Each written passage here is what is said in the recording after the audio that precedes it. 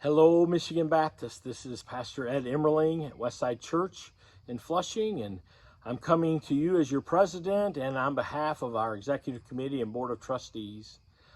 I just want you to hear from me about the upcoming convention and all the different things that we're going to be talking about, or at least many of them, and a couple significant ones. I've made myself a few notes, so if you see me pushing to the next page of notes, you'll know why. I really want you to hear from my heart, and I mean that. I want you to hear from my heart, but I also wanted to make some notes so that it was clear that I don't forget something that happens or that needs to be talked about. I want to encourage you to come to our annual convention this year. And contrary to what some people believe, I want to make sure that you are not caught off guard by anything that is going to take place that day. And as president of your convention, I want to promise you, I assure you that we will do our best to make time for discussion. If the body of messengers wants to have more discussion, we will add discussion time at the body's will. And I want you to know that I will not shut that down, and I will let that happen. And I will lead that to happen. Let me address a couple things that are significant. I'm going to address them first, both of them just by name, and then I'll come back to them individually. The first thing is we're going to be addressing our bylaw changes. We have the suggested bylaws. All of the pastors and churches were mailed out copies of that and emailed that. And let me just say, we're trying to make a change there that will align us with how we have been acting for the last few years. It's not meant in any way to do anything sneaky or anything underhanded. It's meant to line us up. And so we'll talk about that in just a minute, a little bit more. Number two, significant thing that is going to happen this year is that we're suggesting and proposing that the messengers vote to sell Bambi Lake to Hiawatha Youth Camp for the price of $1.45 million. Now, I'll come back to that in a minute, so hang with me.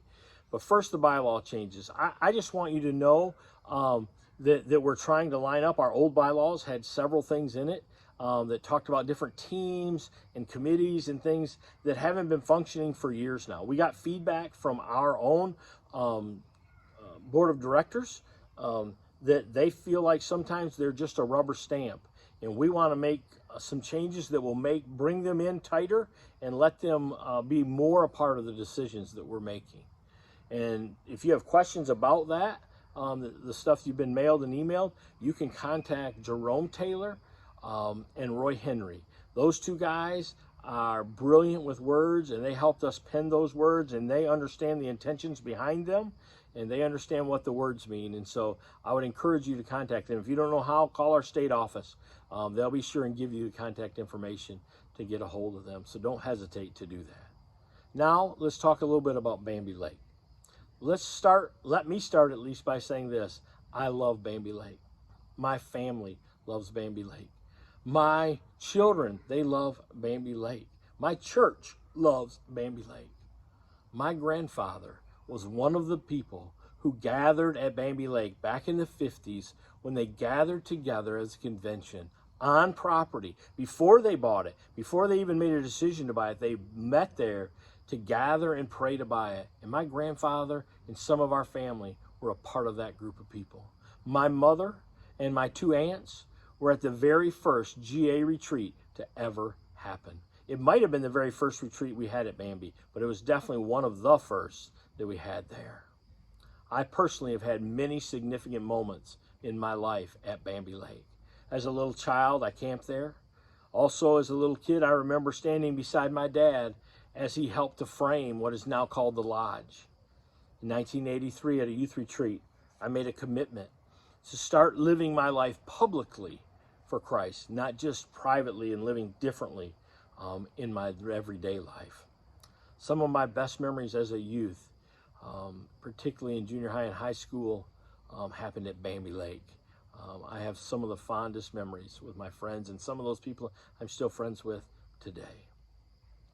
I have incredible memories as an adult of directing retreats and chaperoning retreats at Bambi Lake, allowing me to lead many, many youth to Christ at Bambi Lake, right on the grounds.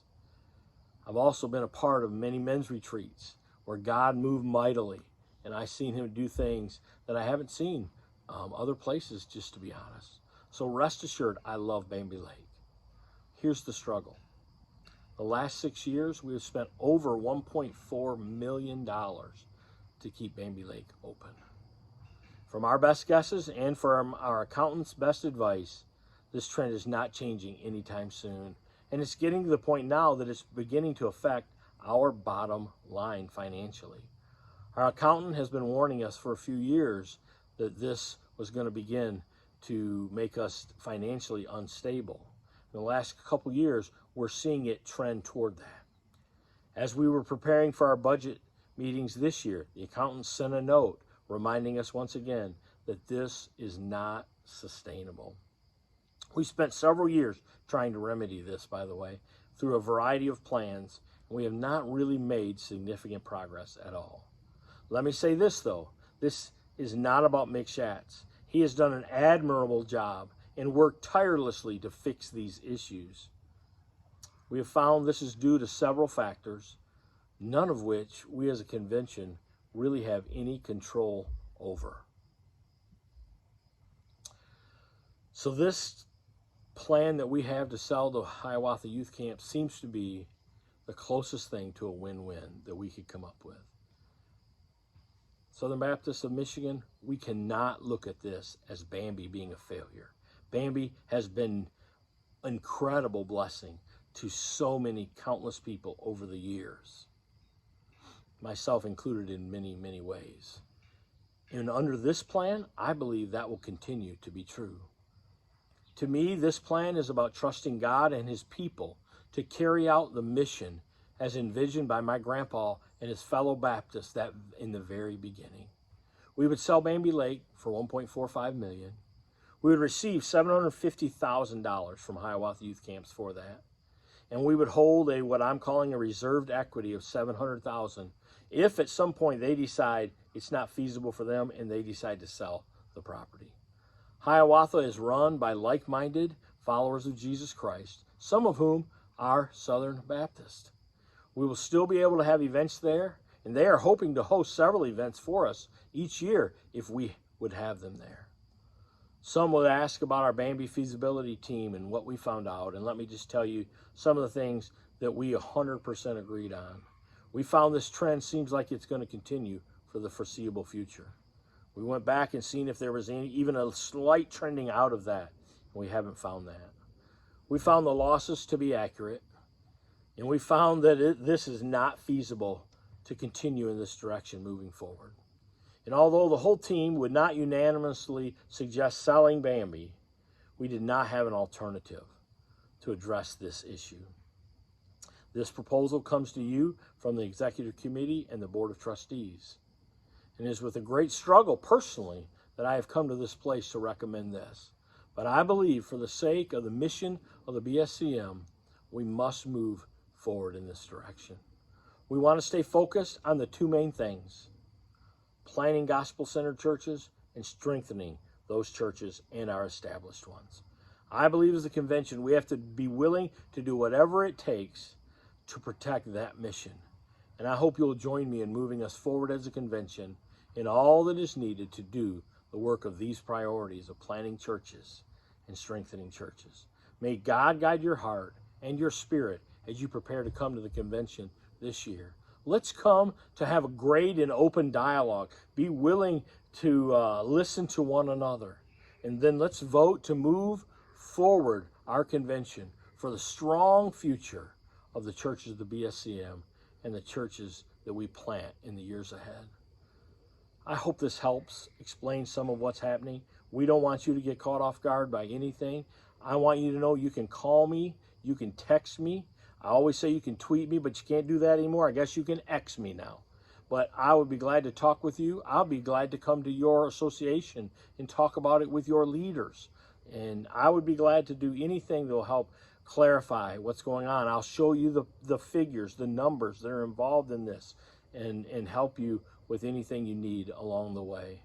But just know that I believe God has a bright future ahead for our convention. You know, just like we've had times where we had to sell our convention office and move and transition to in different ways, I believe this is just another transition for our convention to move forward in the future, serving God in his kingdom and for his glory. Let's continue together, as Brother Tim always tells us, and punch more holes in the darkness of Michigan. God bless you, and I'll see you in November.